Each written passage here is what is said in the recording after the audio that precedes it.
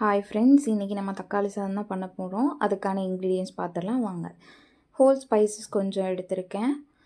2 பச்சை மிளகா நேர்வாக்கில் கீரி எடுத்திருக்கிறேன். ஒரு பெரிய சைஸ் பல்லாரியை நல்லா ஸ்லைஸ் பண்ணி எடுத்திருக்கேன். ஒரு கைப்பிடி புதினா, ஒரு கைப்பிடி மல்லி இலை நல்லா ஃபைனாக சாப் பண்ணி எடுத்திருக்கிறேன். ஒரு ஹாஃப் லெமனை கட் பண்ணி எடுத்திருக்கேன். இன்றைக்கி நான் சீரக சம்பா குறுநெல்லை தான் பண்ண போகிறேன். நீங்கள் எந்த அரிசி வேணால் எடுத்துக்கலாம். இதில் நான் 1.5 டம்ளர் அரிசி எடுத்துக்கிறேன். இது ஒரு teaspoon மிளகாய்த்தூளும் 1 table spoon garam masala எடுத்துருக்கிறேன். இதில் 3 பெரிய சைஸ் தக்காளியை பேஸ்ட் பண்ணி எடுத்துருக்கிறேன். இது இஞ்சி பூண்டு பேஸ்ட்டு, அப்புறம் சமைக்கிறதுக்கு தேவையான ரீஃபைண்ட் ஆயில், நெய், ரீஃபைண்ட் ஆயில் எடுத்துருக்கிறேன். அப்புறமா உப்பு சமைக்கிறதுக்கு தேவையான அளவு. ஸோ இப்போது நம்ம சமைக்க ஸ்டார்ட் பண்ணலாம்.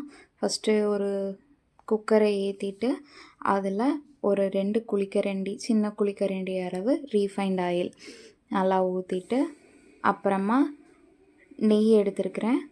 நெய் சின்ன ஸ்பூனுக்கு 2 டீஸ்பூன் அளவு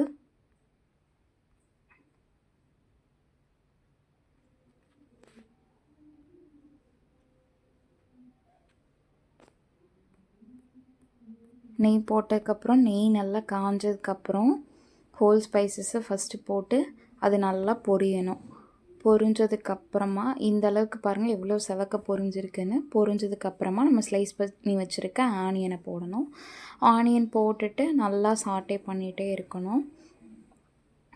அதுக்கு வதங்குறதுக்கு கொஞ்சமாக கல்லுப்பு போட்டுக்கோங்க. நல்லா சாட்டே பண்ணிவிட்டு ஒரு 5 நிமிஷம் விட்டிங்கன்னா அதுவே நல்லா வதங்கி வந்துடும்.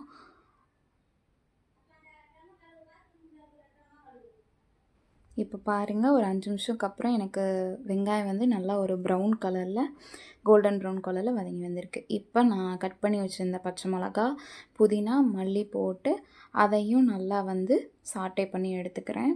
அந்த பச்சை மிளகாலாம் வெடிக்கும், ஸோ கொஞ்சம் பார்த்து போட்டுக்கோங்க. இப்போது இஞ்சி பூண்டு பேஸ்ட்டு 2 டீஸ்பூன், நான் நெய் எடுத்த அதே ஸ்பூனில் 2 டீஸ்பூன் அளவுக்கு இஞ்சி பூண்டு பேஸ்ட் போட்டு அதோட பச்சை வாடை போகிற வரைய நல்லா வதக்கிக்கணும். அடியில் ஒட்டும், ஸோ அடுப்பை எவ்வளோ சிம்மில் வச்சு பண்ணுறீங்களோ பண்ணிக்கோங்க. அடுத்து நான் பேஸ்ட் பண்ணி வச்சுருக்க 3 தக்காளி அதையும் சேர்த்து அதையும் நல்லா நான் சாட்டே பண்ணிக்கிறேன். நல்லா வதக்கி விட்டுட்டே இருங்க. அதுக்கடுத்து ஒரு லிட் போட்டு மூடி வச்சுருங்க. அதுக்கப்புறம் பார்த்திங்கன்னா எண்ணெய்லாம் நல்லா பிரிஞ்சு வந்திருக்கு. இந்த அளவுக்கு எண்ணெய் பிரிஞ்சு வந்திருக்கணும்.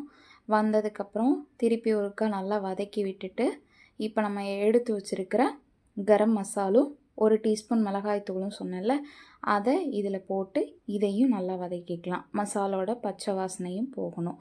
ஸோ நல்லா சாட்டே பண்ணி எடுத்துக்கோங்க. எந்த அளவுக்கு குழஞ்சு வதக்குறீங்களோ அந்த அளவுக்கு உங்களுக்கு டேஸ்ட்டும் நல்லா இருக்கும். ஸோ இது வதங்கினதுக்கப்புறமா நான் இந்த டம்ளரில் இன்றைக்கி 1.5 டம்ளர் அரிசி எடுத்தேன். 1 டம்ளர் அரிசிக்கு 1.5 டம்ளர் தண்ணி. ஸோ நான் 1.5 டம்ளர் அரிசி எடுத்ததுனால 2.25 டம்ளர் தண்ணி சேர்த்து அதையும் இதில் ஊற்றி நல்லா கலந்து விடுறேன். தண்ணி ஊற்றினதுக்கப்புறமா ஒரு ஹாஃப் லெமனை நல்லா ஸ்க்வீஸ் பண்ணி விடுறோம். இது எதுக்கு அப்படின்னா அரிசி ஒன்றோட ஒன்று ஒட்டாமல் நல்லா உதிரியாக வரதுக்கு தான் இந்த ஹாஃப் லெமன் புழிஞ்சு விட்டதுக்கப்புறமா ஒரு லிட் போட்டு க்ளோஸ் பண்ணிடணும். க்ளோஸ் பண்ணிவிட்டு அதை நல்லா கொதி வர வெயிட் பண்ணணும். பார்த்திங்கன்னா இந்த அளவுக்கு கொதிச்சதுக்கப்புறமா ஒரு முறை கலந்து விட்டுட்டு, அரிசி நம்ம ஆல்ரெடி சீரக சம்பா எடுத்துருக்கோம் இல்லையா, அதை ஒரு 20 நிமிஷம் போல் ஊற வச்சுட்டேன். அந்த ஊற வச்ச அரிசியை தண்ணி எதுவும் இல்லாமல் இதில் சேர்த்துட்டு ஒரு முறை கலந்து விட்டுட்டு உப்பு கரெக்டாக இருக்கா என்னென்னு செக் பண்ணிக்கோங்க. இந்த இடத்துல உப்பு பத்தலைன்னா தேவைக்கேற்ப உப்பு நீங்கள் இதில் சேர்த்துக்கலாம்.